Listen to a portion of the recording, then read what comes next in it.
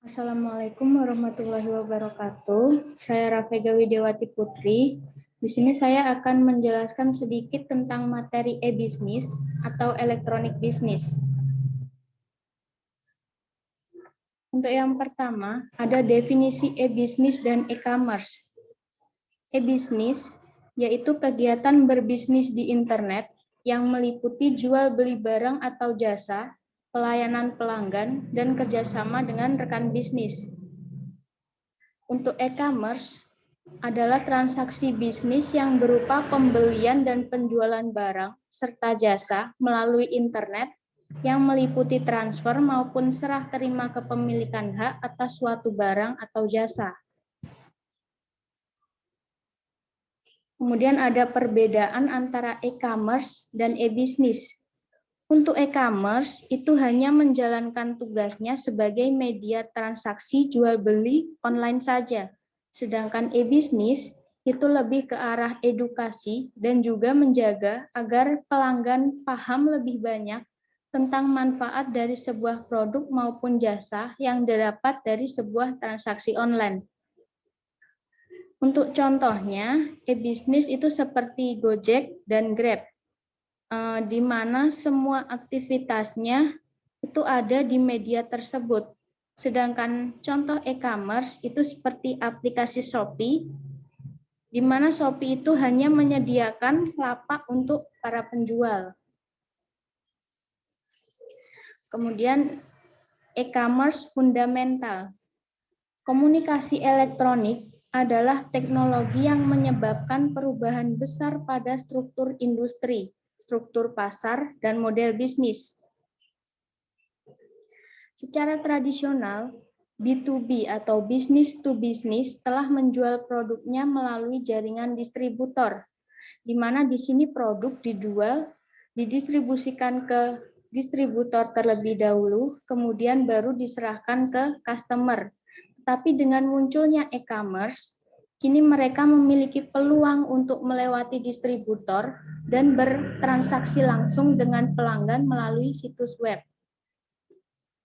Demikian pula untuk organisasi B2C atau business to customer, seperti situs e-retail, terdapat peluang untuk memasarkan produknya melalui perantara online seperti mesin pencari, situs pembanding harga, jaringan sosial, blog, atau situs penerbit lainnya. Kemudian lingkungan bisnis. Pada dasarnya, semua organisasi itu beroperasi dalam lingkungan yang mempengaruhi cara mereka menjalankan bisnis.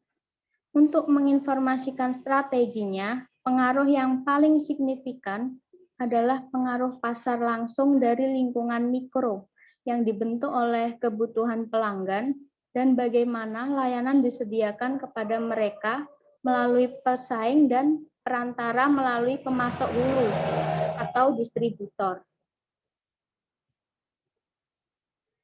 Kemudian strategi agility atau bisa disebut dengan ketangkasan strategis, itu sebuah kapasitas untuk menanggapi peluang dan ancaman lingkungan, atau adalah sebuah konsep yang terkait dengan teori manajemen pengetahuan dan didasarkan pada pengembangan proses yang baik untuk meninjau peluang serta ancaman pasar dan kemudian dapat memilih opsi strategi yang sesuai. Selanjutnya ada karakteristik dan syarat strategi agility. Yang pertama, pengumpulan, penyebaran, dan evaluasi yang efisien dari berbagai sumber informasi dari mikro dan lingkungan makro. Yang kedua, proses efektif untuk menghasilkan dan meninjau relevansi strategi baru berdasarkan penciptaan nilai baru bagi pelanggan. Yang ketiga, riset yang efisien tentang nilai pelanggan potensial terhadap nilai bisnis yang dihasilkan. Yang keempat, implementasi yang efisien dari prototipe atau standar ukuran dari fungsi baru untuk memberikan nilai pelanggan. Yang terakhir, pengukuran dan peninjauan hasil yang efisien dari prototipe untuk merevisi lebih lanjut sehingga dapat digunakan untuk meningkatkan proposisi. Selanjutnya ada lokasi perdagangan di marketplace. Jika sebuah pasar tradisional itu memiliki lokasi fisik, untuk pasar berbasis internet ini tidak memiliki keberadaan fisik atau disebut virtual. Kemudian ini terdapat beberapa situs lokasi perdagangan di marketplace. Yang pertama ada situs yang dikontrol oleh penjual, adalah situs utama perusahaan pemasok dan mendukung e-commerce. Kemudian ada situs berorientasi penjual, yaitu dikendalikan oleh pihak ketiga tetapi mewakili penjual.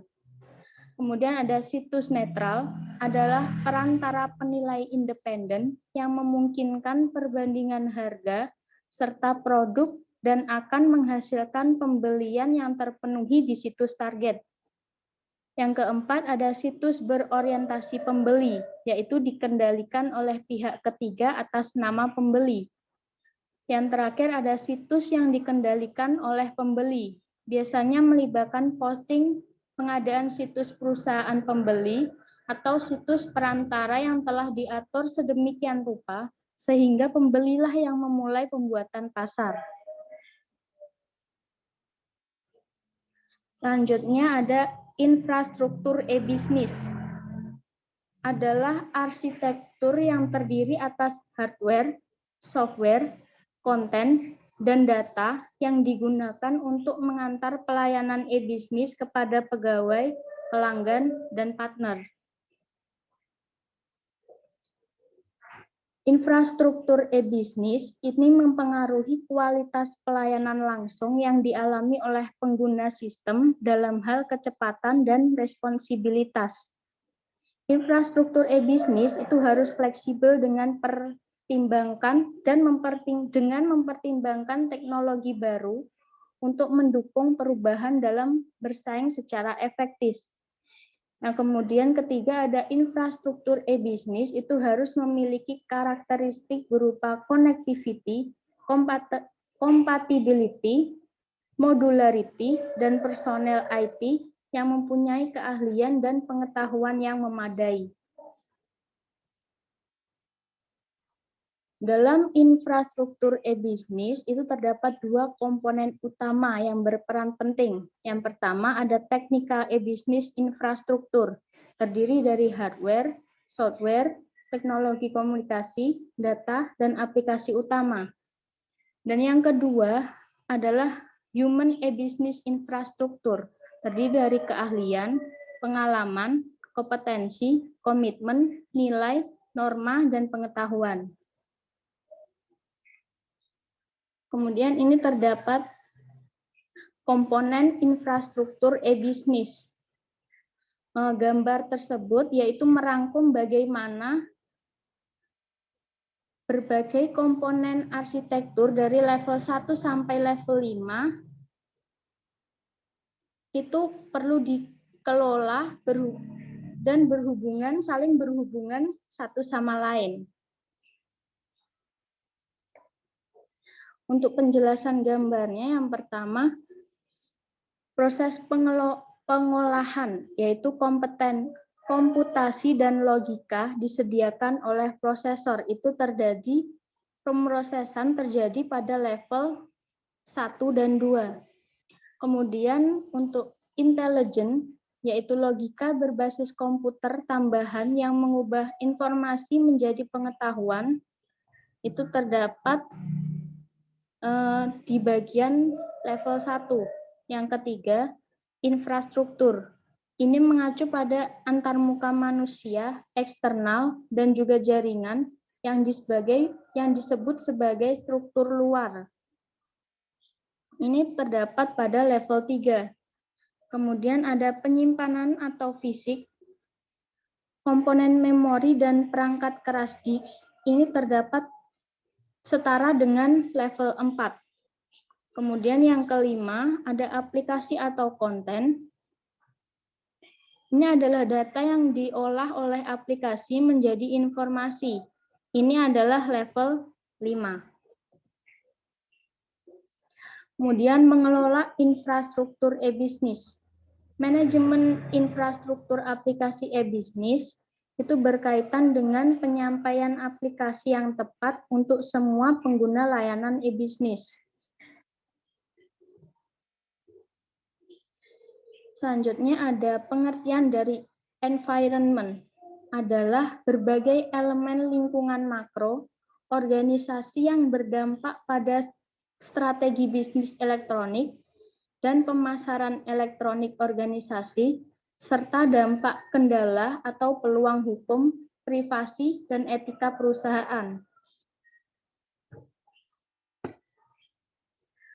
Kemudian ada faktor sosial dan hukum yang mempengaruhi strategi bisnis elektronik.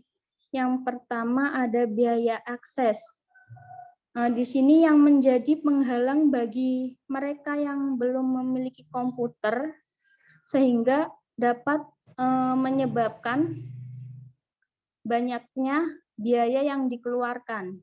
Yang kedua ada proposisi nilai. Contoh proposisi nilai ini mencakup akses ke lebih banyak informasi pemasok dan kemungkinan harga yang lebih rendah. Yang ketiga ada kemudahan penggunaan, termasuk kemudahan untuk pertama kali menyambung ke internet menggunakan ISP dan kemudahan menggunakan web setelah tersambung. Yang keempat, keamanan, yaitu adanya persepsi yang dihasilkan oleh berita bahwa jika terhubung ke internet, maka detail pribadi dan mungkin detail kartu kredit itu tidak aman.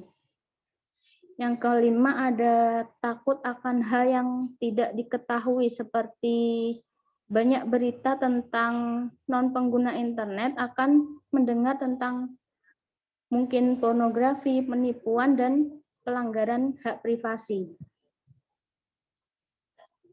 Yang selanjutnya ada isu lingkungan terkait dengan penggunaan internet.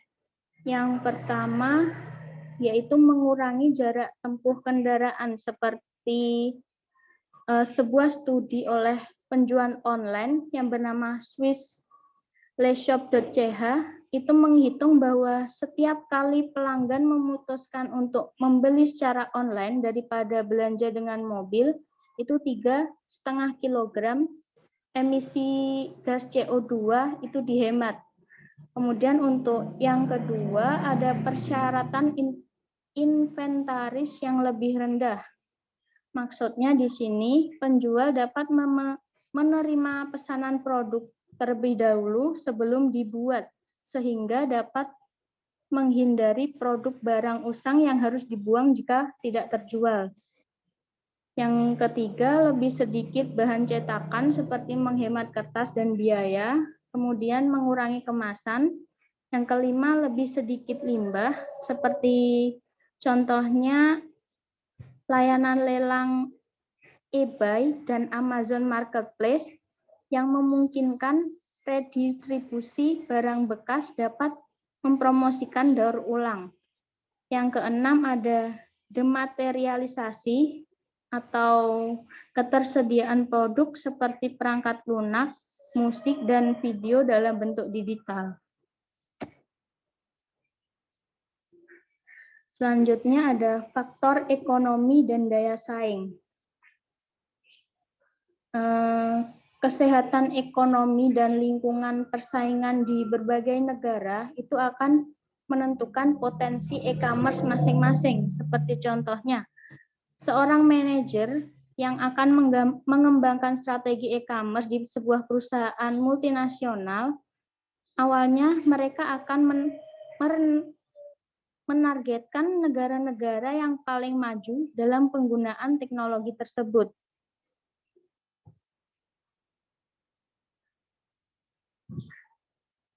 Selanjutnya ada e-commerce dan globalisasi. Berikut ada beberapa konsekuensi yang jelas bagi organisasi yang ingin bersaing di pasar global. Maka mereka harus memiliki beberapa hal seperti pertama, itu pengambilan pesanan selama 24 jam dan kemampuan respon layanan pelanggan. Yang kedua, pengalaman regulasi dan penanganan bea cukai untuk pengiriman secara internasional. Yang ketiga, pemahaman mendalam tentang lingkungan pemasaran luar negeri untuk menilai keunggulan produk dan layanannya sendiri.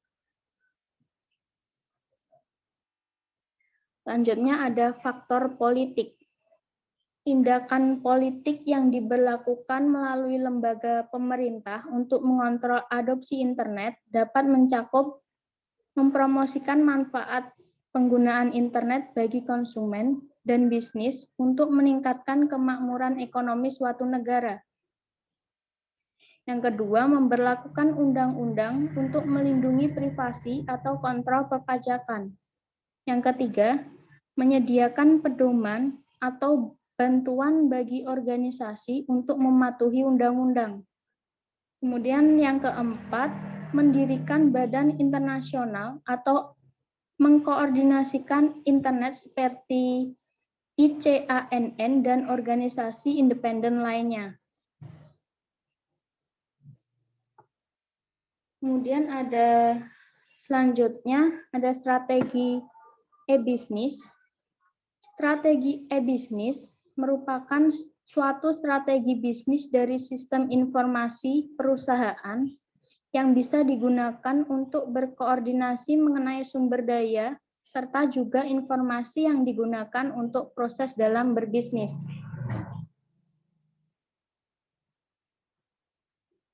Kemudian ada analisis strategi, analisis lingkungan bisnis atau internal dan eksternal dengan penekanan pada implikasi lingkungan terhadap strategi perusahaan. Ini dimulai dengan definisi misi untuk organisasi. Misi menjelaskan mengapa organisasi itu ada dan memberikan konteks terhadap strategi yang akan dirumuskan. Nah, selanjutnya ada tujuan strategi. Di sini ada 3 tujuan strategi. Yang pertama, kesuksesan keseluruhan dari strategi e-bisnis akan dinilai dengan membandingkan hasil aktual dengan tujuan dan mengambil tindakan untuk meningkatkan strategi. Yang kedua, definisi strategi dan elemen implementasi strategi harus diarahkan pada cara terbaik untuk mencapai tujuan. Kemudian yang terakhir, tujuan yang jelas dan realistis dapat membantu mengkomunikasikan tujuan dan pentingnya inisiatif e-bisnis kepada karyawan dan mitra.